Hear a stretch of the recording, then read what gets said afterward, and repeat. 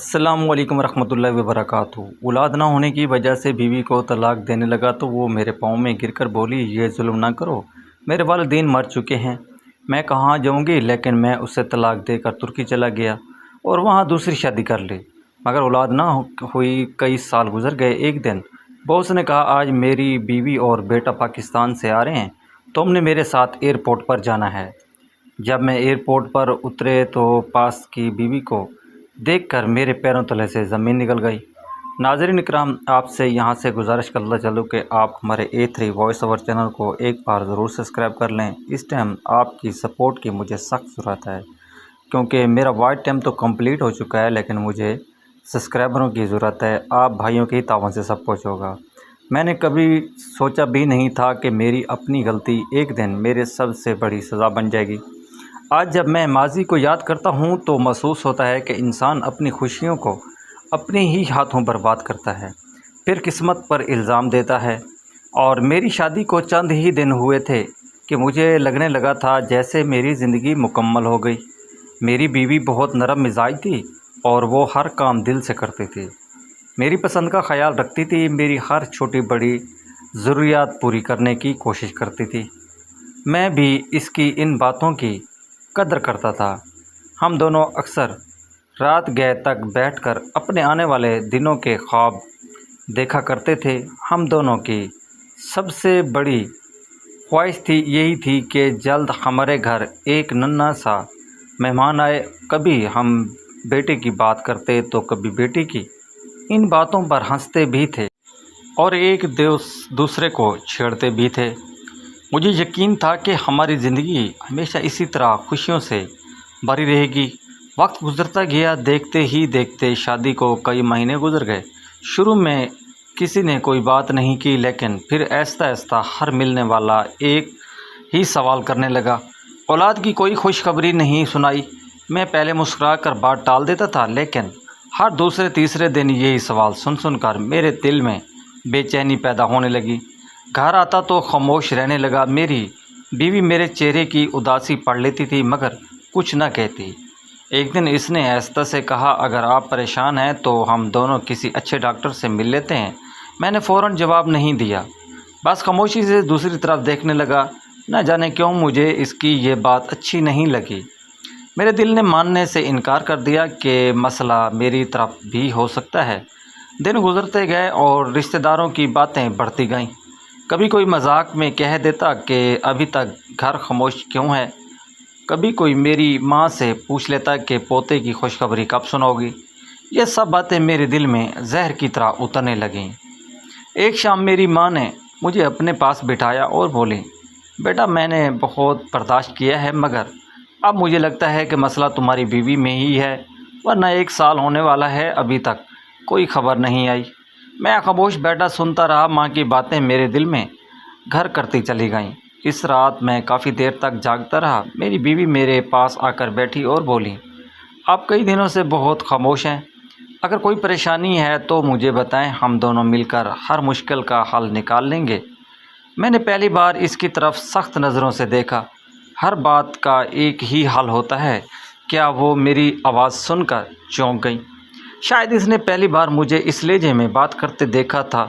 اس نے دھیرے سے کہا، میں صرف اتنا کہہ رہی ہوں کہ ہم دونوں کا علاج ہو جائے تو دل کو بھی تسلی ہو جائے گی۔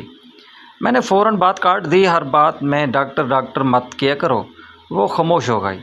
اس کی آنکھوں میں نمی صاف دکھائی دے رہی تھی، لیکن اس نے ایک لفظ بھی نہیں کہا۔ اس دن کے بعد ہمارے درمیان پہلی بار خاموشی نے جگہ بنا لی۔ مجھے محسوس ہونے لگا تھا کہ شاید واقعی میری زندگی کی سب سے بڑی کمی میری بیوی میں ہی ہے، جبکہ وہ ہر روز پہلے سے زیادہ خاموش ہوتی جا رہی تھی۔ مجھے اس وقت اندازہ نہیں ہوا تھا کہ میں اپنی زندگی کی سب سے بڑی غلطی کی طرف پہلا قدم بڑھا چکا ہوں۔ شروع میں نے صرف باتیں کم کی تھیں، لیکن پھر میرے لہجے میں بھی تلخی آنا شروع ہو گئی۔ پہلے میں دفتر سے آ کر اس کے ساتھ بیٹھتا تھا، اب سیدھا اپنے کمرے میں چلا جاتا۔ وہ میرے لیے چائے لے کر آتی تو میں بغیر اس کی طرف دیکھے کپ اٹھا لیتا۔ وہ کھانے کے لیے بلاتی تو میں خاموشی سے کھانا کھا کر اٹھ جاتا۔ وہ کئی بار میری خاموشی توڑنے کی کوشش کرتی، مگر ہر بار ناکام رہتی۔ ایک رات وہ میرے پاس آ کر بولی آپ مجھ سے ناراض ہیں تو مجھے بتا دیں، میں نے اگر کوئی غلطی کی ہے تو میں معافی مانگ لیتی ہوں۔ میں نے ٹھنڈی سانس لے کر کہا ہر بات معافی سے ٹھیک نہیں ہوتی۔ وہ میری طرف دیکھتی رہ گئی۔ میں نے پہلی بار صاف لفظوں میں کہا شادی کو اتنا وقت ہو گیا ہے مگر تم مجھے ایک اولاد بھی نہیں دے سکتی۔ یہ سنتے ہی اس کی آنکھوں میں آنکھیں بھر آئیں اور اس نے خود کو سنبھالتے ہوئے کہا یہ صرف میرا مسئلہ بھی تو نہیں ہو سکتا، ہم دونوں کو ڈاکٹر کے پاس جانا چاہیے۔ اس کی زبان سے یہ جملہ سن کر نہ جانے کیوں میری انا کو ٹھیس پہنچی۔ میں نے غصے سے کہا کہ تم کہنا کیا چاہتی ہو؟ وہ فوراً بولی میں آپ پر الزام نہیں لگا رہی، میں صرف چاہتی ہوں کہ حقیقت معلوم ہو جائے۔ میں نے ہاتھ کے اشارے سے اسے خاموش کر دیا۔ مجھے کسی ڈاکٹر کے پاس جانے کی ضرورت نہیں، مسئلہ صرف تم میں ہے۔ وہ کچھ دیر خاموش کھڑی رہی، پھر آہستہ سے بولی اگر واقعی مسئلہ میں ہوں تو میں کبھی شکایت نہیں کروں گی، مگر ایسا نہ ہوا تو میں نے اس کی بات پوری ہونے سے پہلے ہی کمرے سے باہر نکل جانا بہتر سمجھا۔ اس دن کے بعد میں نے اس سے پہلے جیسی محبت سے بھی بات نہیں کی۔ ادھر گھر والوں کے رویے بھی بدلنے لگے۔ میری ماں کبھی اس کے سامنے کسی رشتہ دار کی مثال دیتی کہ فلاں کی بہو نے چند مہینوں میں خوشخبری سنا دی تھی، کبھی کہتی کہ ہمارے نصیب میں ہی ایسی بہو آئی ہے۔ میری بیوی ہر بات خاموشی سے سن لیتی، نہ جواب دیتی نہ شکایت کرتی۔ ایک دن میں دفتر سے واپس آیا تو دیکھا وہ اپنے کمرے میں بیٹھی رو رہی تھی۔ میں نے پوچھا اب کیا ہوا؟ اس نے جلدی سے آنسو صاف کیے اور بولی کچھ نہیں۔ میں نے سخت لہجے میں کہا تو سچ بتاؤ۔ وہ دھیرے سے بولی امی ناراض تھیں، انہوں نے کچھ باتیں کہہ دی ہیں۔ میں نے جواب نہیں دیا، مجھے اس پر ترس آنے کے بجائے غصہ آ گیا۔ میں نے کہا اگر تم وقت پر مجھے اولاد دے دیتی تو آج کسی کی باتیں نہ سننی پڑتیں۔ یہ جملہ سن کر اس کے چہرے کا رنگ اڑ گیا۔ اس نے کانپتی آواز میں کہا آپ بھی یہی سوچتے ہیں؟ میں نے کوئی جواب نہیں دیا۔ وہ میرے قریب آئی اور بولی خدا کے لیے ایک بار میرے ساتھ ڈاکٹر کے پاس چلیں، اگر قصور میرا نکلا تو میں خود آپ کی زندگی سے چلی جاؤں گی۔ میں نے اس کی طرف دیکھا بھی نہیں۔ میرے دل میں اب ایک ہی بات بیٹھ چکی تھی کہ میری زندگی کی ہر اداسی کی وجہ وہی ہے۔ اسی سوچ نے میرے دل میں اس دور سے ہونے والے کا فیصلہ آہستہ آہستہ مضبوط کرنا شروع کر دیا تھا۔ میرے دل میں اس کے لیے پہلے جیسی محبت باقی نہیں رہی تھی۔ میں نے فیصلہ تو کر لیا تھا مگر اسے بتانے کی ہمت نہیں ہو رہی تھی۔ شاید کہیں نہ کہیں مجھے معلوم تھا کہ میں اس کے ساتھ ناانصافی کرنے جا رہا ہوں، لیکن میری انا ہر احساس پر بھاری پڑ چکی تھی۔ زندگی کی ایک ایسی ڈگری پر آ چکی تھی جہاں سچائی سے زیادہ وہ لوگوں کی باتیں اہمیت اختیار کر گئی تھیں۔ ایک دن دفتر کے ساتھیوں نے ویک اینڈ پر ایک گیٹ ٹوگیدر کو پلان بنایا۔ سب نے شرط رکھی کہ ہر کوئی اپنی بیویوں کے ساتھ شرکت کرے گا۔ جب میں گھر لوٹا اور یہ بات اپنی بیوی کو بتائی تو میرے اندر ایک عجیب سی جھجک تھی۔ مجھے معلوم تھا کہ میرے دوستوں کے حلقے میں اولاد کے موضوع پر کیسی باتیں ہوتی ہیں۔ میں نے بے دلی سے اسے بتایا ہفتے کو دوستوں کے ہاں دعوت ہے، تمہیں بھی چلنا ہوگا۔ وہ کچھ دیر خاموش رہی، پھر اس کے چہرے پر ایک ہلکی سی مسکراہٹ آئی، جیسے اسے لگا کہ شاید اس بہانے وہ ہمارے درمیان برف پگھل جائے گی۔ اس نے بڑی تیاری کی، نئے کپڑے پہنے اور مجھے خوش کرنے کی پوری کوشش کی۔ ریسٹورنٹ کے ماحول میں جب ہم پہنچے تو وہاں کا ماحول میرے لیے ایک امتحان بن گیا۔ میرے دوست اور ان کی بیویاں اپنے بچوں کے قصے سنا رہے تھے، کوئی اپنے بیٹے کی ضد کا ذکر کر رہا تھا تو کوئی اپنی بیٹی کی شرارتوں کا۔ میں ایک طرف بیٹھا خاموشی سے کافی پی رہا تھا۔ میری بیوی بہت شائستگی سے ان کی باتیں سن رہی تھیں، لیکن جیسے ہی محفل میں خاموشی چھائی ایک دوست نے میری طرف دیکھ کر زوردار قہقہ لگایا اور بولا ارے بھائی تم دونوں نے کیا قسم کھا رکھی ہے، زندگی کا اصل مزہ تو بچوں میں ہے، کیا ابھی تک وارننگ شروع نہیں کی؟ اس جملے پر سب ہنس پڑے۔ میری بیوی کا چہرہ شرم سے سرخ ہو گیا اور اس نے نظریں جھکا لیں، لیکن میری انا کو جیسے کسی نے خنجر مار دیا ہو۔ وہ ہنسی، مجھے اپنے کردار پر طعنہ محسوس ہوتی۔ میں نے غصے کو پینے کی کوشش کی مگر ناکام رہا۔ واپسی پر گاڑی میں مکمل خاموشی تھی۔ جیسے ہی گھر پہنچے اس نے بڑی معصومیت سے کہا کہ آپ نے دیکھا آج سب کتنے خوش تھے، ہمیں بھی کسی اچھے ڈاکٹر سے مشورہ کر لینا چاہیے۔ شاید اس کا اتنا کہنا تھا کہ میرا پیمانہ صبر کا لیزے ہو گیا۔ میں نے چیخ پڑا، میں تمہیں صرف ڈاکٹر کی پڑھی ہے، کیا تمہیں اپنی بے عزتی کا احساس نہیں ہوتا؟ آج سب کے سامنے میرا مذاق اڑایا گیا ہے اور تم اپنے مشورے میں بدل رہی ہو۔ تمہاری وجہ سے میری یہ حالت ہو گئی۔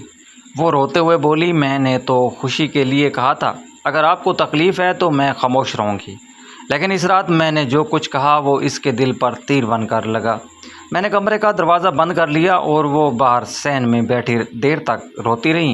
میں اپنی انا کی آگ میں جل رہا تھا، مگر یہ نہیں دیکھ سکا کہ میں اپنے ہی ہاتھوں اپنی جنت برباد کر رہا ہوں۔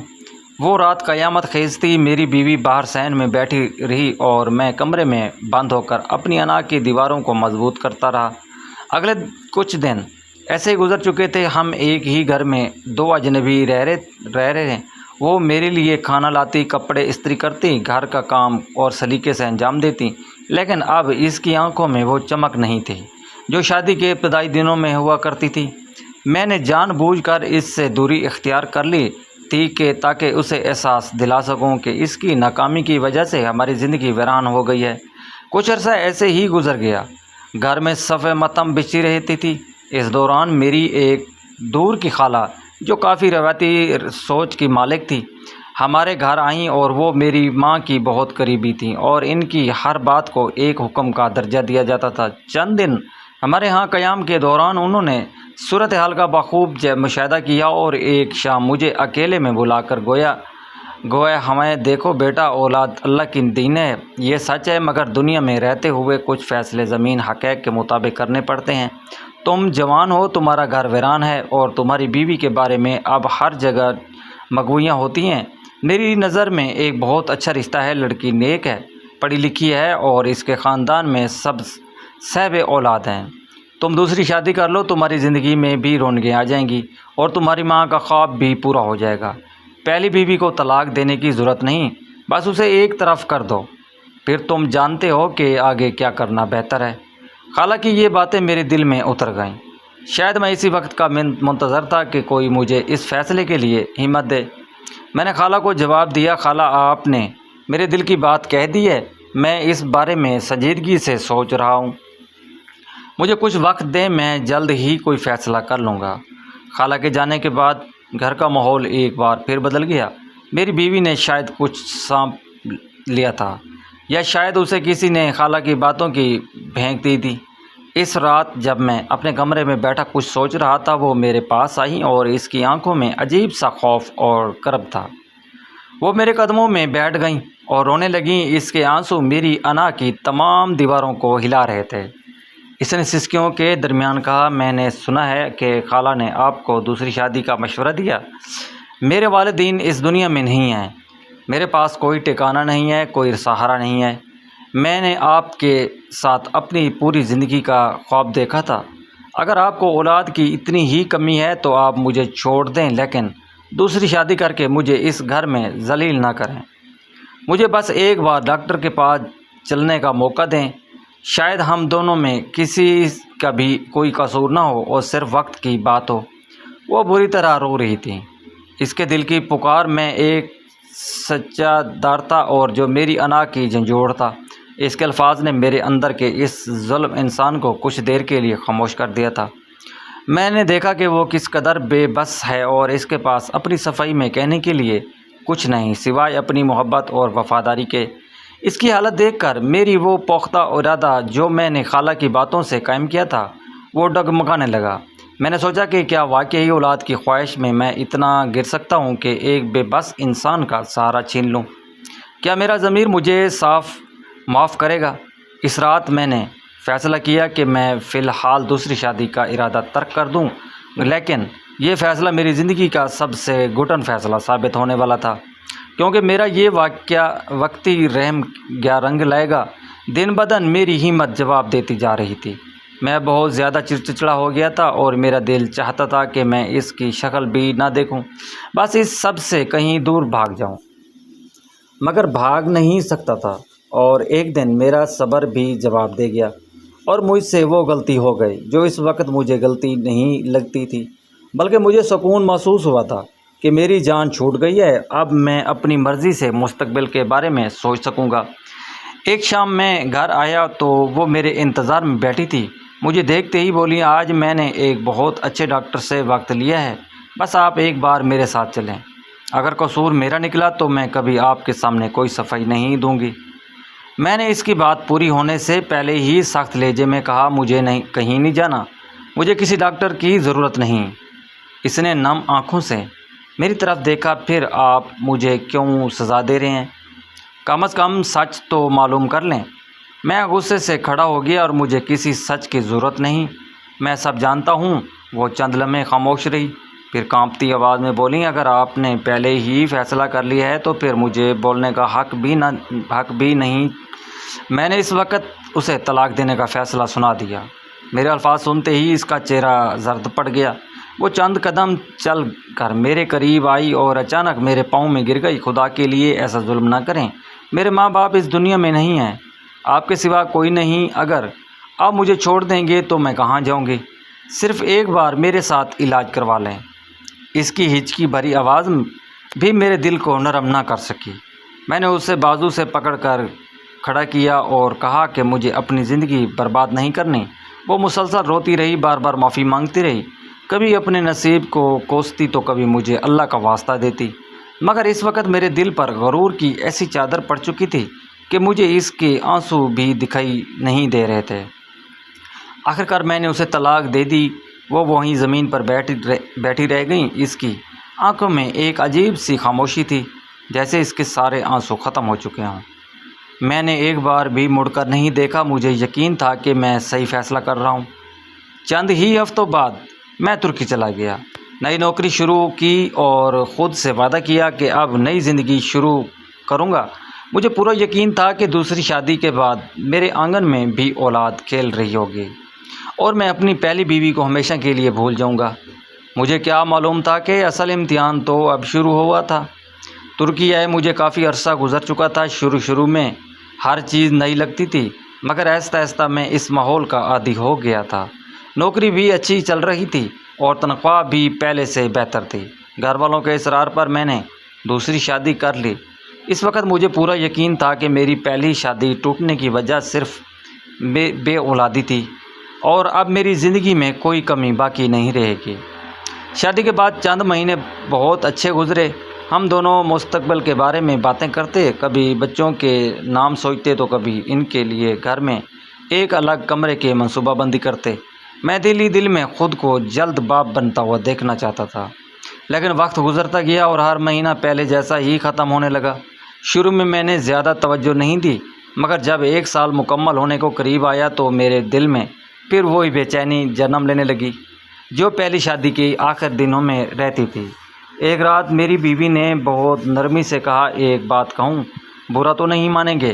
میں نے احتساب میں سر ہلایا اور وہ بولی، شادی کو کافی وقت ہو گیا ہے، اگر آپ کہیں تو ہم دونوں کسی اچھے ڈاکٹر سے مشورہ کر لیتے ہیں۔ اس کی بات سنتے ہی میرے چہرے کے تاثرات بدل گئے۔ میں نے سخت لہجے میں کہا، تمہارا مطلب کیا ہے؟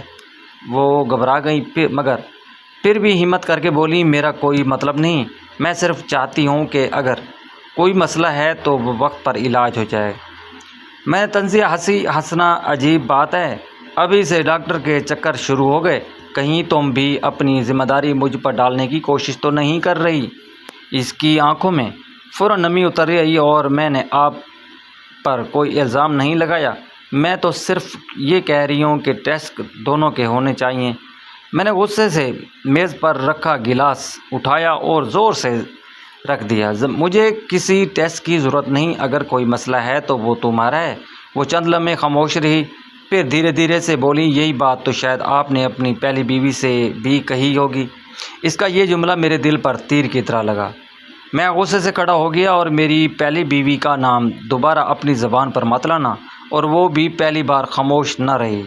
میں کسی کا نام نہیں لے رہی، میں صرف اتنا جانتی ہوں کہ اولاد نہ ہونے کا الزام صرف عورت پر لگا دینا انصاف نہیں۔ میں نے غصے میں کمرے سے نکل جانا بہتر سمجھا۔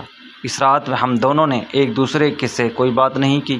اگلے دن دفتر پہنچا تو میرا باس حسب معمول خوش مزاج نظر آیا، اور وہ اپنے فون میں تصویریں دیکھ رہا تھا۔ مجھے دیکھتے ہی مسکرا کر بولا، آؤ تمہیں اپنے بیٹے کی نئی تصویر دکھاؤں۔ میں اس کے پاس جا کر بیٹھ گیا۔ وہ بڑے فخر سے اپنے بیٹے کی شرارتیں سنا رہا تھا۔ پھر مسکرا کر بولا، بس چند دن اور میری بیوی اور میرا بیٹا پاکستان سے یہاں آ رہے ہیں۔ اس بار میں انہیں لمبے عرصے کے لیے اپنے ساتھ رکھوں گا۔ میں نے اسے مبارکباد دی، مگر نہ جانے کیوں اس کے چہرے پر موجود خوشی دیکھ کر میرے دل میں ایک عجیب سی خالی پن کی لہر دوڑ گئی۔ مجھے اس وقت اندازہ بھی نہیں تھا کہ چند دن بعد اسی خاندان سے میری زندگی کا سب سے بڑا حساب شروع ہونے والا تھا۔ اس رات کے بعد ہمارے درمیان بات چیت تقریباً ختم ہو گئی۔ میری بیوی نے بھی شاید سمجھ لیا تھا کہ غصے میں مجھ سے بحث کرنے کا کوئی فائدہ نہیں ہے، مگر اس ہار نے نہیں مانی اور ہر روز پہلے سے زیادہ خاموش ضرور رہتی، لیکن اس کی ایک ہی کوشش ہوتی تھی کہ کسی طرح ٹیسٹ کروانے پر راضی ہو جاؤں۔ 3 دن گزر گئے۔ ایک صبح میں ناشتے کی میز پر بیٹھا تھا کہ اس نے میرے سامنے ایک ہسپتال کا کارڈ رکھ دیا۔ میں نے حیرانی سے پوچھا، یہ کیا ہے؟ وہ بولی، یہ شہر کے سب سے اچھے ڈاکٹر کا کارڈ ہے۔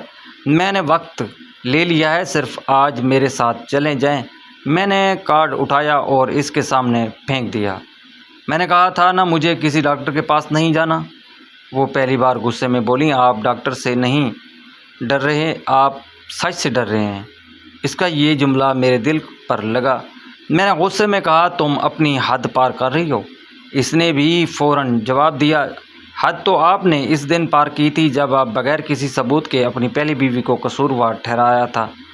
آج بھی وہی غلطی دہرا رہے ہیں۔ میں نے غصے سے گھر سے نکل گیا۔ پورا دن دفتر میں بھی میرا دماغ خراب رہا۔ باس نے کئی بار پوچھا کہ خیریت، مگر میں ہر بات بدل دیتا تھا۔ شام کو گھر آیا تو میری بیوی نے نہ کوئی شکایت کی نہ بحث کی۔ اس نے خاموشی سے میرے سامنے کھانا رکھا اور واپس جانے لگی۔ نہ جانے کیوں پہلی بار مجھے اپنی سختی پر تھوڑا ایسا احساس ہوا۔ میں نے اسے آواز دی، رکو۔ وہ خاموشی سے میری طرف دیکھنے لگی۔ میں نے دھیرے سے کہا، اگر میں تمہارے ساتھ ٹیسٹ کروا لوں تو کیا تمہیں اطمینان ہو جائے گا؟ اس کے چہرے پر کئی دن بعد ہلکی سی مسکراہٹ آئی۔ وہ بولی، مجھے صرف سچ جاننا ہے، اگر قصور میرا ہوا تو میں کبھی آپ سے کوئی گلہ نہیں کروں گی۔ اگلی صبح ہم دونوں ہسپتال پہنچ گئے۔ ڈاکٹر نے پہلے ہم دونوں سے چند سوال کیے، پھر مختلف ٹیسٹ لکھوا دیے، خون کے نمونے لیے اور باقی ضروری معائنے پر ہوئے۔ سب کچھ ختم ہونے کے بعد میں بڑے اعتماد سے کرسی پر بیٹھا تھا۔ مجھے یقین تھا کہ رپورٹ میری بے گناہی ثابت کر دے گی۔ ڈاکٹر نے فائل بند کرتے ہوئے کہا، رپورٹ 2 دن بعد تیار ہو جائے گی، تب تک کسی نتیجے پر مت پہنچیں۔ ہم ہسپتال سے واپس آ گئے۔ راستے بھر میں میری بیوی خاموش رہی، جبکہ میں دل ہی دل میں یہی سوچتا رہا کہ 2 دن بعد اسے بھی یقین ہو جائے گا کہ مسئلہ صرف اسی میں تھا۔ اگلی صبح دفتر پہنچا تو باس بہت خوش نظر آیا۔ مجھے دیکھتے ہی مسکراتے ہوئے بولا، آخر وہ دن آ ہی گیا۔ آج شام میری بیوی اور میرا بیٹا پاکستان سے پہنچ رہے ہیں۔ دفتر ختم ہوتے ہی تم میرے ساتھ ایئرپورٹ چلو۔ میں چاہتا ہوں تم میرے خاندان سے بھی ملو۔ میں نے مسکرا کر ہاں کر دی۔ مجھے کیا معلوم تھا کہ اس شام میری زندگی ہمیشہ کے لیے بدلنے والی تھی۔ دفتر کا وقت ختم ہوتے ہی میں باس کے ساتھ گاڑی میں بیٹھ گیا۔ پورے راستے اپنے بیٹے کی باتیں کرتا رہا، کبھی اس کی شرارتیں سناتا تو کبھی اپنی بیوی کی تعریفیں کرتا۔ اس نے اس گھر کا جنت بنا دیا۔ میں خاموشی سے سنتا رہا۔ میرے ذہن میں بار بار ہسپتال کی رپورٹ گھوم رہی تھی، مگر خود پر اتنا یقین تھا کہ مجھے کسی قسم کا ڈر محسوس نہیں ہو رہا تھا۔ ایئرپورٹ پہنچ کر ہم آمد والے حصے کے سامنے کھڑے ہو گئے۔ چند ہی لمحوں بعد مسافر باہر آنا شروع ہوئے۔ باس کی نظریں بے چینی سے ہر آنے والے چہرے کو دیکھ رہی تھیں۔ اچانک اس کے چہرے پر خوشی پھیل گئی۔ وہ آگے بڑھا اور بلندی آواز میں بولا، ادھر آؤ۔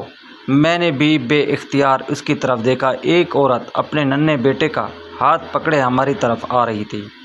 جیسے ہی اس کا چہرہ میری نظروں کے سامنے آیا تو میرے جسم سے جیسے جان نکل گئی۔ میرے قدم وہیں جم گئے، سانس لینا بھی مشکل ہو گیا۔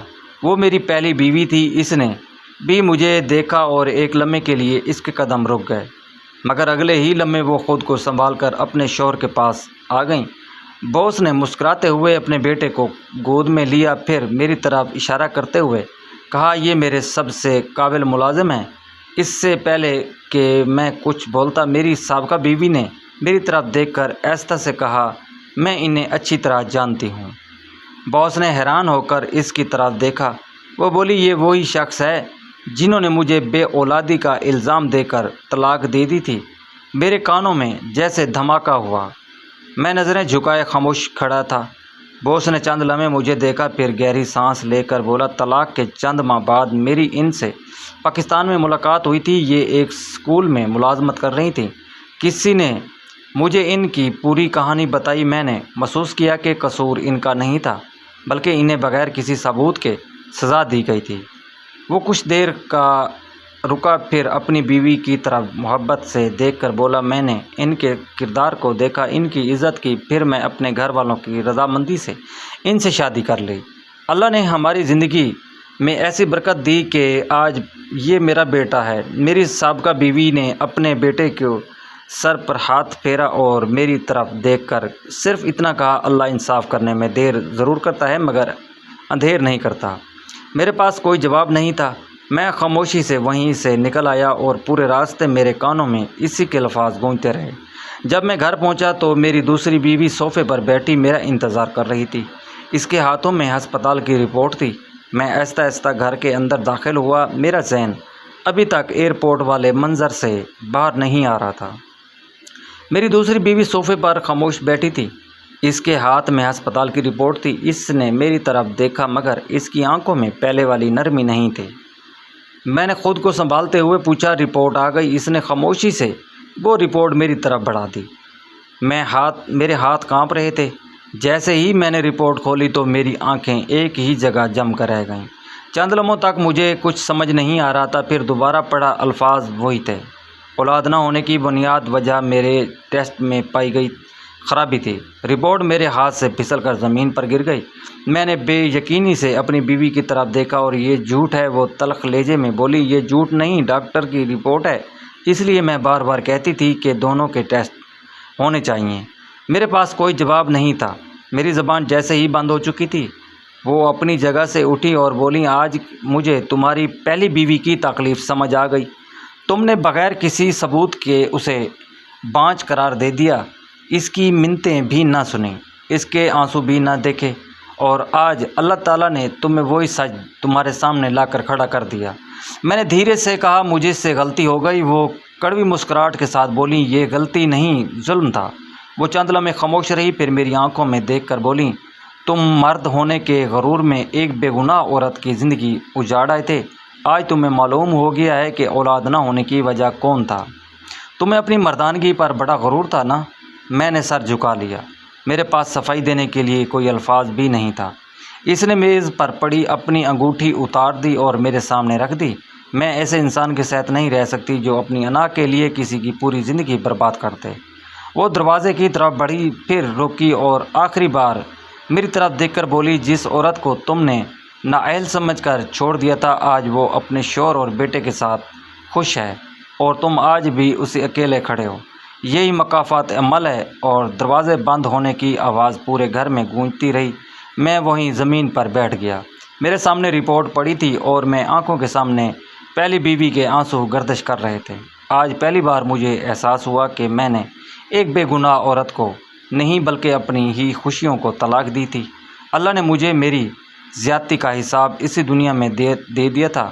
مزید اس طرح کا سبق آمیز کہانیاں سننے کے لیے ہماری ویڈیو لائک کریں، شیئر کریں اور ہمارے چینل کو ضرور سبسکرائب کرنے A3 وائس اوور کو شکریہ۔